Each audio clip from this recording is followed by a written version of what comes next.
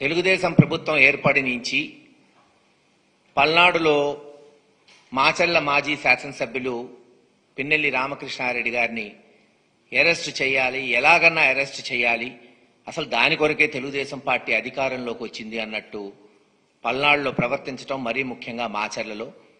ఎట్టకేలకు నిన్న రాత్రి తెలుగుదేశం ప్రభుత్వం లేదు వాళ్ళ ప్రభుత్వానికి సంబంధించిన పోలీసులు అరెస్ట్ చేయటం, అరెస్ట్ చేసిన తర్వాత కూడా ఒక సీనియర్ లీడర్ రామకృష్ణారెడ్డి గారు పోలీసు ఆధీనంలో ఉంటే, కస్టడీలో ఉంటే ప్రొటెక్షన్ ఇవ్వాల్సిన బాధ్యత పోలీసుల మీద ఉంటుంది.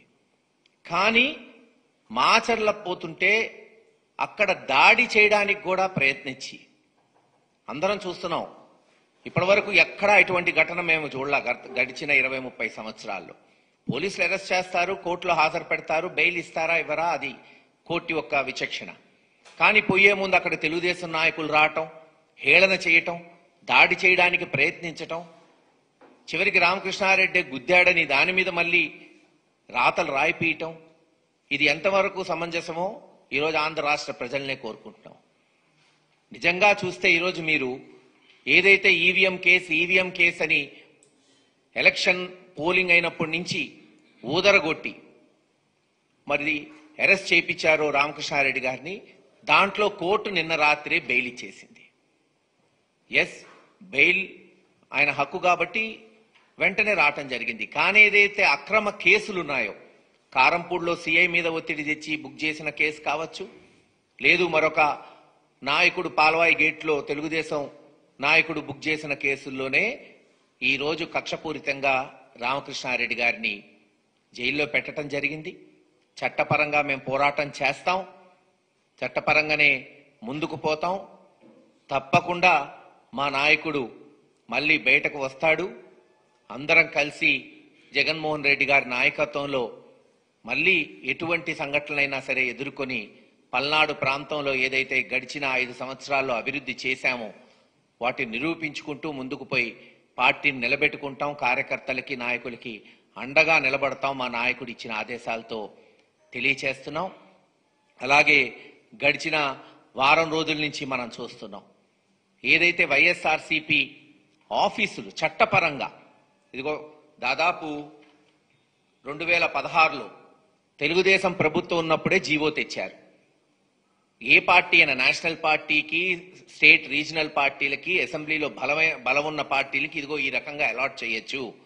వాళ్ళు ఇచ్చిన జీవో ప్రకారమే ల్యాండ్స్ అలాట్ చేసి కట్టుబడులు చేసుకుంటే ఈ రోజున 1-2 ఇరగొడుతున్నారు. కొన్నిటి మీదకి తెలుగుదేశం నాయకులు, మంత్రులు, అధికారంలో ఉన్న వాళ్ళు, ఎమ్మెల్యేలు కొంతమంది వైఎస్ఆర్సీపీ ఆఫీసులోకి వచ్చి వాళ్ళు ఇష్టం వచ్చినట్టు ప్రెస్ మీట్లు పెట్టడం, ఇది ఎంతవరకు సమంజసం? ఒక కొత్త సాంప్రదాయానికి మీరు తెరలేపుతున్నారు. ఈరోజు మాకు జరిగింది రేపు మీకు జరగచ్చు. ఎవరి ఆఫీసు వాళ్లకు ఉంటుంది. ఎస్, మేము చట్టపరంగా అలాట్ చేశామా లేదా దాన్ని చూడండి. ఓకే, మీకేమైనా అభ్యంతరాలు ఉంటే మీరు లేవనెత్తండి. ప్రభుత్వంలో మీరున్నారు, తెలుగుదేశం నాయకులు ఉన్నారు, ఈరోజు తెలుగుదేశం ప్రభుత్వం ఉంది. మా అలాట్మెంట్ కరెక్టా కాదా, చట్టపరంగా చేశామా లేదా లేవనెత్తండి. మేము అన్నిటికీ సమాధానం చెప్పడానికి రెడీగా ఉన్నాం. అంతేగాని తెలుగుదేశం నాయకులు వచ్చి మా ఆఫీసుల్లో ప్రెస్ మీట్లు పెట్టడం, ఆఫీసులు ఆక్రమించుకుంటామని స్టేట్మెంట్లు ఇవ్వటం ఎటు దారి తీసిద్దో మీకే వదిలేస్తున్నాం. ఎదురుదాడి రాజకీయాలు ఎవరికీ మంచిది కాదు. ప్రజాస్వామ్యంలో చట్టపరంగా మేము చేశామా లేదా మీరు చూసుకోండి. రూల్ ప్రకారమే అన్ని జీవోలు క్యాబినెట్లో పాస్ అయిన తర్వాతనే వైఎస్ఆర్సీపీకి ల్యాండ్ అలాట్మెంట్ జరిగింది, ఆఫీసులు కట్టుబడి చేస్తున్నామని తెలియచేస్తున్నాం.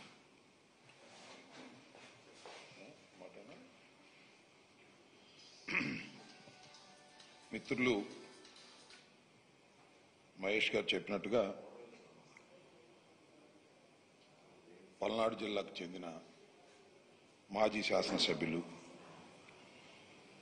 రామకృష్ణారెడ్డి గారు నిన్న కొన్ని అనివార్య పరిస్థితుల్లో అరెస్ట్ కావాల్సినటువంటి పరిస్థితి ఏర్పడింది. కోర్టులో బెయిల్ కోసం, యాంటిసిపేటరీ బెయిల్ కోసం ప్రయత్నం చేస్తే చాలా విచారణ తర్వాత యాంటిసిపేటరీ బెయిల్ను తిరస్కరించడంతో రామకృష్ణారెడ్డి గారిని అరెస్ట్ చేశారు. రామకృష్ణారెడ్డి గారు కూడా స్వచ్ఛందంగా లొంగిపోయి అరెస్ట్ అయ్యారు. తర్వాత కోర్టులో ప్రొడ్యూస్ చేయడం జరిగింది. దీన్ని మేమందరం ఇవాళ కలిసి కొన్ని విషయాలను ఆంధ్ర రాష్ట్ర ప్రజలకి, పలనాడు ప్రాంతానికి చెందినటువంటి పౌరులకి కొన్ని విషయాలను చెప్పాలనే ఉద్దేశంతో మేమందరం కూడా ఇక్కడ సమావేశమయ్యాం. రామకృష్ణారెడ్డి గారు సుదీర్ఘకాలం నుంచి ఆ నియోజకవర్గంలో గెలుపొందుతూ వచ్చారు. మా పార్టీ అధికారంలో ఉన్నప్పుడు గెలిచారు, అపోజిషన్లో ఉన్నప్పుడు కూడా గెలిచినటువంటి ప్రజాదరణ కలిగినటువంటి నాయకుడు. వరుసని కంటిన్యూస్గా 4 times గెలవటం జరిగింది. ఈ ఎన్నికలకు ముందే 2-3 సంవత్సరాలకు ముందే ఒక భారీ ప్లాన్ని చంద్రబాబు నాయుడు గారు తీసుకొచ్చారు. ఏ విధంగా అయినా సరే ఈసారి రామకృష్ణారెడ్డిని ఓడించాలి, ఎంతకైనా తెగించాలి అనేటువంటి ఉద్దేశంతో ఒక ప్లాన్ ప్రకారం అక్కడికి రావడం, అక్కడ రాజకీయాలకు దూరంగా ఉన్నటువంటి బ్రహ్మారెడ్డిని తీసుకొచ్చి అక్కడ అభ్యర్థిగా పెట్టుకుంటారు. అది వారి స్వేచ్ఛ, మేము కాదని అనను. కానీ ప్రజలు అర్థం చేసుకోవాలని మనవి చేస్తున్నా. పెట్టి ఆయనకి పెట్టుబడులు పెట్టి ఆయన నడిపి ఏదో ఒక విధంగా రామకృష్ణారెడ్డి గారి కుటుంబాన్ని, రామకృష్ణారెడ్డి గారిని ఓడించాలి, వేధించాలి అనేటువంటి పద్ధతుల్లో ప్రయాణం సాగించారు, రాజకీయ ప్రయాణం. ఎన్నికల్లో జరిగినటువంటి విషయాలు మీకు తెలుసు. ఈవీఎంని పగలగొట్టాడు అనేది టీవీల్లో కూడా వచ్చింది. అది పోలీసు వారు ప్రదర్శించింది కాదు, ఎలక్షన్ కమిషన్ ప్రదర్శించింది కాదు. అది లోకేష్ గారి ట్విట్టర్ నుంచి బయటకు వచ్చింది. మరి ఆయనకు ఎందుకు అలా వచ్చిందో, అంత శక్తివంతం ఎలా వచ్చిందో లోకేష్ గారికి నాకైతే అర్థం కాల. నాకే కాదు, ఎవరికీ అర్థం కాదు. ముందు ఆయనకు వచ్చింది అది విజువల్, దాన్ని ట్విట్టర్లో పెట్టారు. ఆ ట్విట్టర్లో పెట్టింది చూసి కేసు పెట్టారు. ఈ కేసు అనేది it is pure A bailable case. ఆటోమేటిక్గా 7 సంవత్సరాల రూపశిక్ష పడేది కాబట్టి పోలీస్ స్టేషన్లోనే బెయిల్ ఇచ్చేస్తారు. అలా ఉండటానికి వీల్లేదు. ఈ కేసు పెట్టినా అతనికి బెయిల్ రావడానికి వీల్లేదు అనేటువంటి ఒక దురుద్దేశంతో 307 కేసు పెట్టారు. 1 కాదు 2 పెట్టారు. ఎవరు పెట్టింది? ఒక పోలీస్ ఆఫీసర్ కంప్లైంట్ మీద పెట్టారు. ఆ పోలీస్ ఆఫీసర్ ఎప్పుడు కంప్లైంట్ ఇచ్చాడు? ఇన్సిడెంట్ జరిగిన 9 రోజులు కంప్లైంట్ ఇచ్చాడు. 9 రోజుల తర్వాత కేసులో పెట్టారు. What is this? అర్థం కావట్లేదు. ఇట్స్ ఫ్యాబ్రికేటెడ్ అని. సంఘటన జరిగితే ఆ సంఘటన జరిగిన తక్షణమే నన్నో లేకపోతే సంబంధిత రామకృష్ణను ముద్దాయిగా పెట్టి కేసు రిజిస్టర్ చేస్తారు. కానీ సంఘటన జరిగిన 9 రోజుల తరువాత 307 బుక్ చేశారంటే ఆ డిలే అంటే చాలా కింద నుంచి పై దాకా మాట్లాడుకున్నారు, ఫోన్లో మాట్లాడుకున్నారు, లోకేష్తో మాట్లాడుకున్నారు, చంద్రబాబుతో మాట్లాడుకున్నారు, అందరితో మాట్లాడుకున్న తర్వాత ఈ ఈవీఎం కేసులో అయితే ఎమ్మటే బెయిల్ వచ్చేస్తే రామకృష్ణారెడ్డికి అలా కుదరదు, 307 2 పెడదాం, అప్పుడు బెయిల్ రాదు అనేటువంటి ఒక దురుద్దేశపూర్వకంగా, కుట్రపూర్వకంగా 307 2 పెట్టించారు. ఇది ధర్మమేనా అని అడుగుతా ఉన్నా, ఇది న్యాయమేనా అని అడుగుతా ఉన్నా. సరే కేసులు పెట్టారు, ఇవాళ అరెస్ట్ అయింది, చట్టం తన పని తాను చేసుకుపోతుంది, మేము చూస్తాం, మాకు న్యాయస్థానాల మీద గౌరవం ఉంది. ఇవాళ మీరు అరెస్ట్ చేశారు, కోర్టులో ప్రొడ్యూస్ చేశారు, కోర్టుకు మేము వెళ్తాం, జిల్లా కోర్టుకు వెళ్తాం. శాస్త్రంగా ఏం జైల్లో ఉన్నాడు కదా మా రామకృష్ణారెడ్డి గారు, బయటకు వస్తాడు కదా, 307లో బెయిల్స్ వస్తాయి. కాకపోతే ఇట్ మే టేక్ టైం. మమ్మల్ని ఏదో ఒక విధంగా ఇబ్బంది పెట్టాలి, కక్ష సాధించాలి, వరుసనే గెలుస్తున్నటువంటి రామకృష్ణారెడ్డి మీద కక్ష సాధించాలనే ఏకైక దురుద్దేశంతో ఈ కథ అంతా నడుస్తూ ఉన్నదనేది మా ఉద్దేశం, మా ఆవేదన అని మనం చేస్తున్నాం. నేను తీసుకెళ్లారండి, మొన్న మా నాన్నగారు చెప్పాడు, ఒక ఫేక్ న్యూస్ ఫ్యాక్టరీ, ఫేక్ న్యూస్లన్నీ కూడా కలిసి ఆ ఫ్యాక్టరీలో రిలీజ్ చేస్తుంటారు. రామకృష్ణారెడ్డి గారిని అరెస్ట్ చేసి సొంత కారులో తీసుకెళ్లటం పట్ల విమర్శలు వచ్చాయంట.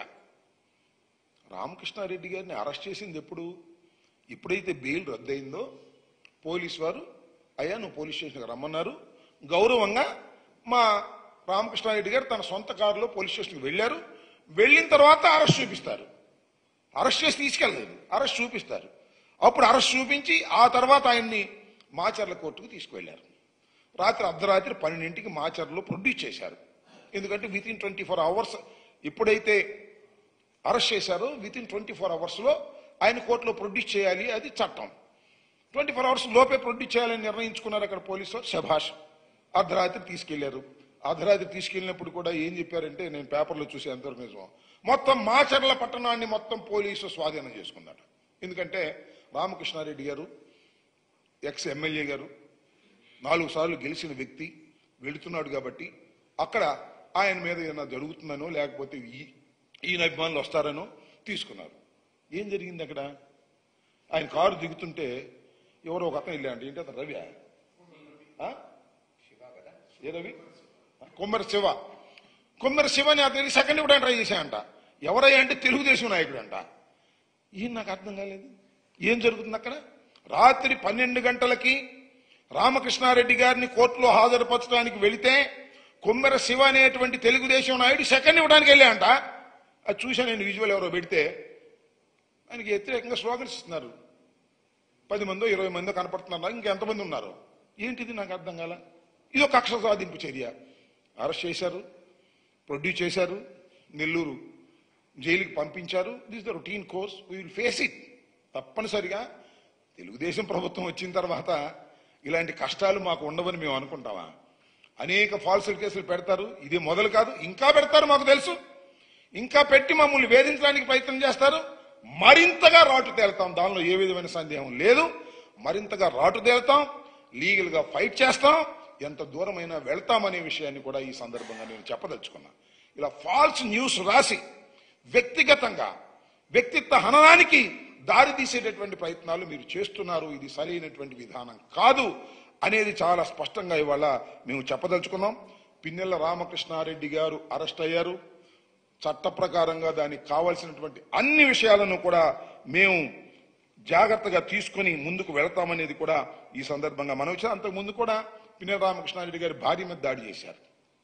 వరుసనే దాడులు చేసి ఏదో ఒక విధంగా భయకంపితులను చేయాలనేటువంటి దురుద్దేశంతో ఈ కార్యక్రమాలన్నీ చేస్తున్నాం. ఇలాంటి తప్పుడు కేసులు పెట్టడాన్ని మేము తీవ్రంగా ఖండిస్తున్నామని కూడా ఈ సందర్భంగా మనవి చేస్తున్నాను.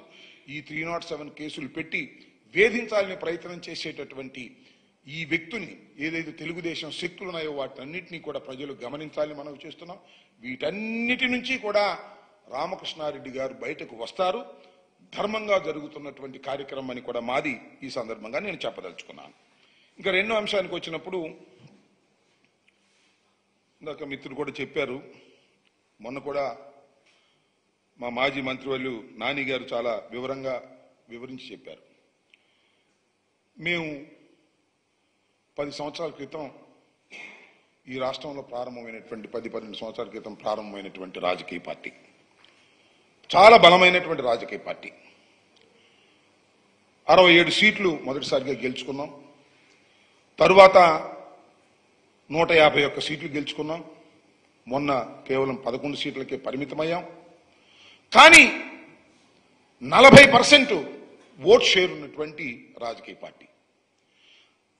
60% మాకు వ్యతిరేకంగా ఉంది. అక్కడ 3 గెలిస్తే 60% అయింది. మేము ఒక్కళ్ళమే 40% కొన్నాం. సీట్లు 11 ఉండవచ్చు. చాలా బలమైనటువంటి రాజకీయ పార్టీగా ఏర్పడినటువంటిది జగన్మోహన్ రెడ్డి గారి నాయకత్వంలో ఉన్నటువంటి వైఎస్ఆర్ కాంగ్రెస్ పార్టీ అనేది దయచేసి మర్చిపోవద్దని మనం చేస్తున్నాం. మేము మా పార్టీ కార్యకలాపాల కోసం రాష్ట్ర వ్యాపితంగా మేము ఆఫీసులు కట్టుకోవాలని నిర్ణయించుకున్నాం.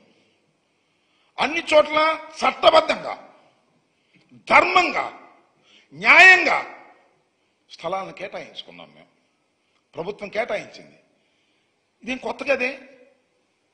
మేము వచ్చిన తర్వాతే జగన్మోహన్ రెడ్డి గారు కేటాయించలేదే. ఇది చంద్రబాబు నాయుడు గారు పెట్టినటువంటి సాంప్రదాయం, చంద్రబాబు నాయుడు గారు ఇచ్చినటువంటి జీవోలు. ఆ జీవోల ప్రకారం, ఆ జీవోలన్నీ కూడా నిన్న నాని గారు చాలా వివరంగా వివరించారు. చంద్రబాబు నాయుడు గారే ఆయన జీవోలు తీసుకొచ్చి ఈ రాష్ట్రంలో అనేక చోట్ల, ఈవెన్ ఎన్టీఆర్ ట్రస్ట్ పేరుతో ఉన్నటువంటి తెలంగాణలో ఉన్నటువంటి బిల్డింగ్ కూడా, ఇవాళ ఇక్కడ తాడేపల్లిలో ఉన్నటువంటి బిల్డింగ్ కూడా, లేదా ఏలూరులోనూ మరొక చోట రాష్ట్ర వ్యాప్తంగా తెలుగుదేశం పార్టీ ఆఫీసులన్నీ కూడా ఇలా మీరు కేటాయించుకుని కట్టుకున్నవే. వాటి మీద మేము ఎప్పుడన్నా పడగొట్టడానికి ప్రయత్నం చేశామా? చేయలేదే. మీరు అధికారంలోకి వచ్చారు, మొత్తం నిర్మాణంలో ఉన్నాయి. మాది కొత్త పార్టీ కదా. మీరంటే 14 సంవత్సరాలు ముఖ్యమంత్రిగా చేశారు. ఎన్టీ రామారావు గారు ఇప్పుడు ప్రారంభించినటువంటి పార్టీ, రాజశేఖర రెడ్డి గారు మరణించిన తర్వాత మేము ప్రారంభించుకున్నటువంటి రాజకీయ పార్టీ దినదిన ప్రవర్ధమానంగా పెరుగుతూ ఉంది. ఒకసారి అధికారం ఉండొచ్చు, ఒకసారి అధికారం పోవచ్చు, ఇప్పుడు ఏదైనా జరగవచ్చు. That is a different matter. But బలమైనటువంటి ఒక రాజకీయ శక్తి ఈ రాష్ట్రంలో వైఎస్ఆర్ కాంగ్రెస్ పార్టీ. ఇది కాదని నేను సత్యం, నేను మనవి చేస్తున్నాను. దానికి మేము పార్టీ కార్యకలాపాల కోసం మీరు ఇష్యూ చేసినటువంటి జీవో ప్రకారం, చంద్రబాబు నాయుడు గారు క్రియేట్ చేసినటువంటి జీవో ప్రకారం, చంద్రబాబు నాయుడు గారి ప్రభుత్వం క్రియేట్ చేసినటువంటి జీవో ప్రకారం వాళ్ళు కేటాయించుకున్నారు. ఏ జీవో ప్రకారం అయితేనే ఆ జీవో ప్రకారమే మేము గవర్నమెంట్ భూముల్ని కేటాయించుకొని మేము నిర్మాణాలు చేస్తుంటే ఏం చేస్తున్నారు మీరు? ఇవాళ తాడేపల్లిలో ఉన్న మా బిల్డింగ్ని పాల్గొట్టేశారు. టకటకటక నిమిషాల మీద పాల్గొట్టేశారు. ప్రమాణ స్వీకారం చేశారు, మా ఆఫీస్ పాల్గొట్టేశారు. అదేమంటే జగన్మోహన్ రెడ్డి గారు విధ్వంసకారుడు, జగన్మోహన్ రెడ్డి గారు ప్రజావేదికను కూల్చేశాడు ముఖ్యమంత్రి అవ్వంగానే అని మాట్లాడి నోరులేనేవి. అది ప్రజావేదిక, అది ప్రభుత్వాన్ని. జగన్మోహన్ రెడ్డి గారు ప్రభుత్వానికి వచ్చిందో తొలగించాడు, ప్రభుత్వ ఆస్తిని తొలగించాడు. మీరు ప్రభుత్వానికి వచ్చారు, చంద్రబాబు నాయుడు గారు ప్రమాణ స్వీకారం చేశారు, అసెంబ్లీ జరుగుతూనే ఉంది.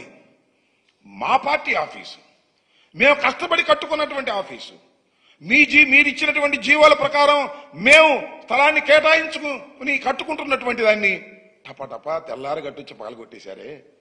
మీరు విధ్వంసకారులు. మీరు కాదా మేమా చెప్పని అడుగుతా ఉన్నా. పచ్చి విధ్వంసకారుడు నారా చంద్రబాబు నాయుడు గారు, తెలుగుదేశం ప్రభుత్వాన్ని మనవి చేస్తున్నా. కడుపు ఉబ్బుతుంది మీకు. జగన్మోహన్ రెడ్డి గారు అధికారంలోకి దిగిపోయాడు, ఆయన అంటాడు అరే అధికారంలో దిగిపోయాడు కానీ చావలేదురా అని. అంటే ఏంటి మీ ఉద్దేశం? మమ్మల్ని చంపేయాలనే, మా పార్టీ ఆఫీసులు పడగొట్టేయాలనే? ఇవాళ రాష్ట్ర వ్యాప్తంగా మాకున్నటువంటి పార్టీ ఆఫీసులు ఒక చోట కాదు, 2 చోట్ల కాదు, నిర్మాణంలో ఉన్నాయి. ఇది వాస్తవం. కొన్ని చోట్ల ఆల్రెడీ ఫంక్షన్ స్టార్ట్ అయ్యాయి. ఒంగోలు లాంటి చోట్ల ఆల్రెడీ ఫంక్షన్ స్టార్ట్ అయిపోయినటువంటి సందర్భాలు. విజయనగరం కానీ, అనకాపల్లి కానీ, ఈస్ట్ గోదావరి కానీ, వెస్ట్ గోదావరి కానీ, ఏలూరు కానీ, పల్నాడు కానీ, బాపట్ల కానీ, నెల్లూరు కానీ, కర్నూలు కానీ, నంద్యాల కానీ, ఇలా వైఎస్ఆర్ జిల్లా కానీ, ఇలా అన్ని చోట్ల కూడా నిర్మాణం జరుగుతోంది. నిర్మాణం జరుగుతుంటే ఏం చేయాలండి? ఒకవేళ అక్రమంగా కట్టామని మీకు ఏదైనా అభిమానాలు ఉన్నాయనుకోండి, ఎవరు వెళ్ళాలి ఆ ప్రాంగణాలకి? ఆఫీసుకు వెళ్ళాలి, అంటించాలి, ఇదిగో నోటీస్ ఇవ్వాలి, లేదా మాకున్న బాధ్యులతో ఆఫీసర్లు మాట్లాడాలి. నేను అడుగుతా ఉన్నా, తెలుగుదేశం మంత్రులకేం పని? తెలుగుదేశం ఎమ్మెల్యేలకేం పని? మా ప్రాంగణాల్లోకి వెళ్ళి, మంత్రులు వెళ్ళి, ఎమ్మెల్యేలు వెళ్ళి విజిట్ చేసి మా ప్రాంగణంలో ప్రెస్ మీట్లు పెట్టి మేము కూలుస్తామని సవాళ్లు చేస్తున్నారే, ఏమిటి అరాచకమని అడుగుతా ఉన్నా. మా ప్రాంగణాల్లోకి, మా ప్రాంగణం కాదు, కోర్టులో తేల్చుకోండి, మాకు అభ్యంతరం లేదు.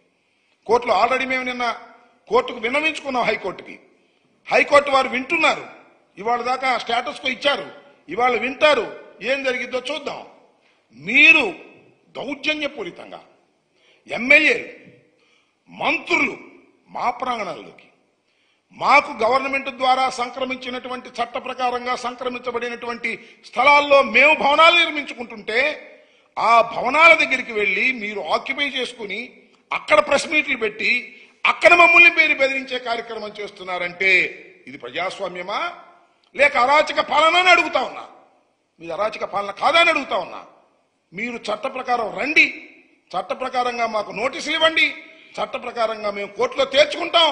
చట్టం కూల్చమంటే మీరు కూల్చండి, మాకు అభ్యంతరం లేదు. అభ్యంతరంగా వచ్చి కూల్చేస్తాం, నరికేస్తాం, చంపేస్తాం అనేటువంటి పద్ధతుల్లో మీరు వ్యవహరించడం అనేది సరైనటువంటి విధానం కాదు. ఇప్పటికైనా మీరు జాగరూకతతో వ్యవహరించండి.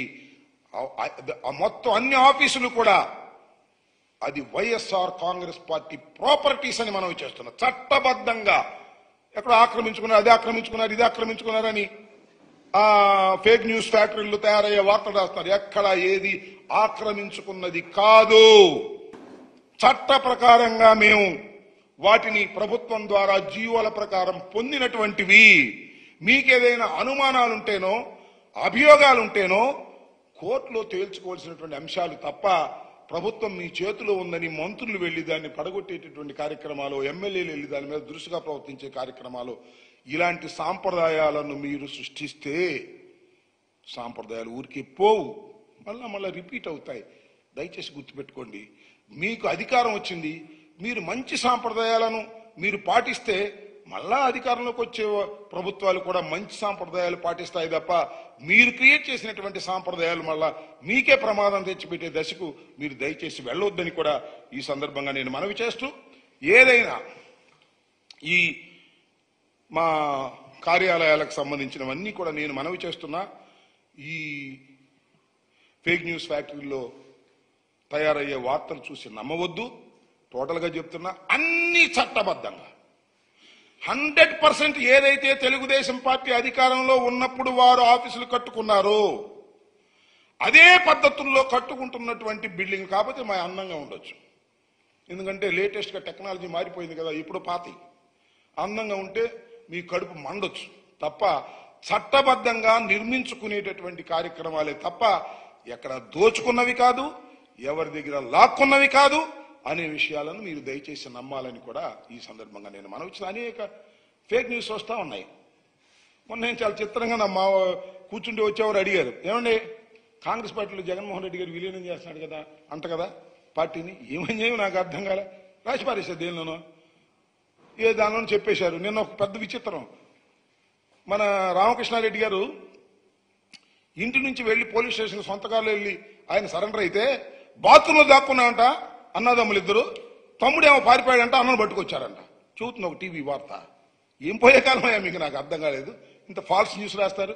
అలాగే మొన్న ఎక్కడ జగన్మోహన్ రెడ్డి గారు జిందాబాద్ జోహార్ రాజశేఖర రెడ్డి అంటే దాన్ని వెనకబెట్టి సైకో జగన్ అన్నట్టుగా రాసి పారేస్తున్నారు. ఇవన్నీ దిస్ ఆర్ ఆల్ ఫేక్. నమ్మొద్దు, వాస్తవాలని నమ్మండి. ఇవాళ వాట్సాప్లు వచ్చిన తర్వాత, ఇవన్నీ వచ్చిన తర్వాత ఇక చివరికి ఆ ఫేక్ న్యూస్ ఫ్యాక్టరీలు తయారు చేసే కొన్ని ఛానల్స్ ఉన్నాయి, ఆ TV5, ABN, దానిలో పచ్చి అబద్ధాలు రాసేటటువంటి ప్రయత్నం చేస్తున్నారు. వాస్తవాలని నమ్మండి, అబద్ధాలను నమ్మవద్దని కూడా ఈ సందర్భంగా మీ ద్వారా రాష్ట్ర ప్రజానీకానికి అందరికీ తెలియపరుస్తున్నాను.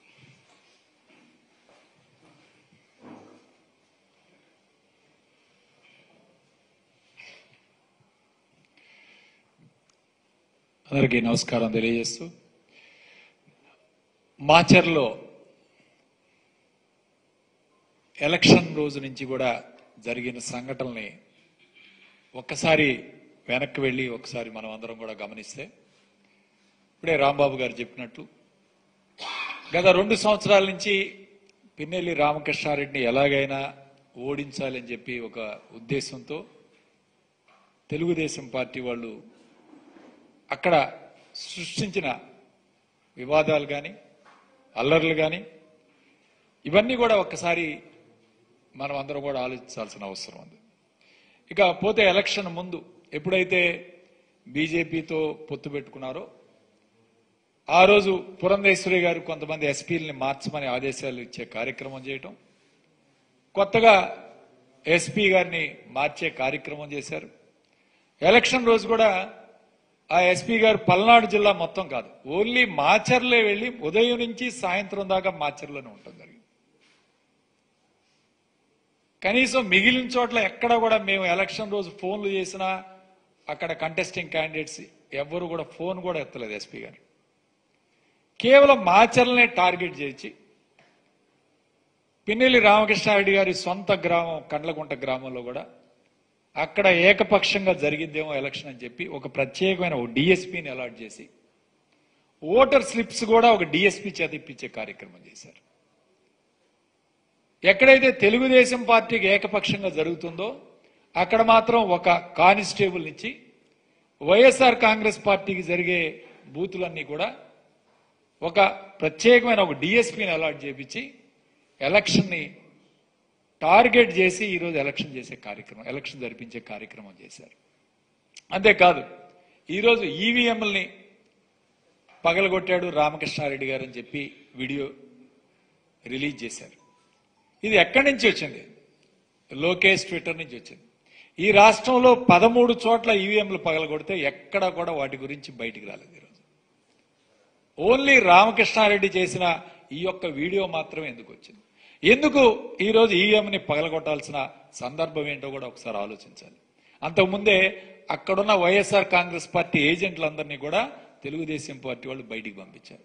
అక్కడ ఏకపక్షంగా జరుగుతుంది ఎలక్షన్ అని చెప్పి రామకృష్ణారెడ్డి స్వయంగా వెళ్ళి ఆ రోజు ఆ సంఘటన జరిగింది.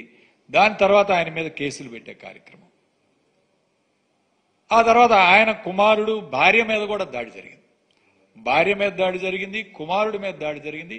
ఇంతవరకు వాటి మీద ఎవరిని కూడా అరెస్ట్ చేయకపోవడం ఎంత బాధాకరమో, వన్ సైడ్ గా ఈరోజు జరుగుతుందో ఒక్కసారి మనం అందరం కూడా ఆలోచన చేయాలి.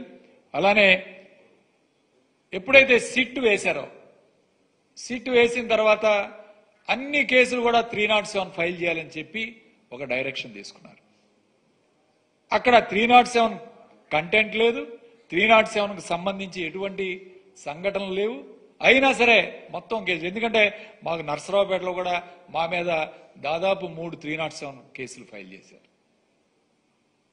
ఇక పోలీసు వాళ్ళు ఇష్టం వచ్చినట్టు 307 ఫైల్ చేసే కార్యక్రమం, వాటి మీద అరెస్టులు చూపించే కార్యక్రమం, ఇదే కార్యక్రమం పెట్టుకున్నారు తప్ప 307 కంటెంట్ కానీ 307 ఎక్కడ దాని కంటెంట్ కానీ దాని విషయం లేకుండానే ఏదో 307లన్నీ ఫైల్ చేశారు. ముఖ్యంగా రామకృష్ణారెడ్డి వాళ్ళ తమ్ముడి మీద దాదాపు 4 307 ఈరోజు ఫైల్ చేసే కార్యక్రమం చేశారు. ఈ విధంగా టార్గెట్ చేసి ఈరోజు రామకృష్ణారెడ్డిని ఈరోజు అరెస్ట్ చేసే కార్యక్రమం. ఓకే, చట్టం తన పని తాను చేసుకుని వెళ్తుంటుంది. ఒకటే గుర్తుపెట్టుకోవాలి, పల్నాడులో ఇవేమి కొత్త కాదు. మేమందరం పల్నాడు నుంచి వచ్చాం. ఖచ్చితంగా ఈ సవాళ్ళని, కేసుల్ని ఎదుర్కొంటాం. ఇంకా దృఢంగా గొప్ప ఆత్మవిశ్వాసంతో అందరం కూడా ముందుకు వెళ్తాం. ముందుకు వెళ్ళి మళ్ళీ కష్టపడి పనిచేసి వైఎస్ఆర్ కాంగ్రెస్ పార్టీని ఈరోజు ఎక్కడా కూడా ఎవరిని కూడా పోగొట్టుకునే కార్యక్రమం చేయం. అందరం కూడా కలిసి పల్నాడు జిల్లాలో వైఎస్ఆర్ కాంగ్రెస్ పార్టీని బలంగా ముందుకు తీసుకువెళ్లే కార్యక్రమం భవిష్యత్తులో చేస్తామని చెప్పి మేమందరం తెలియజేస్తూ సెలవు తీసుకుంటాం.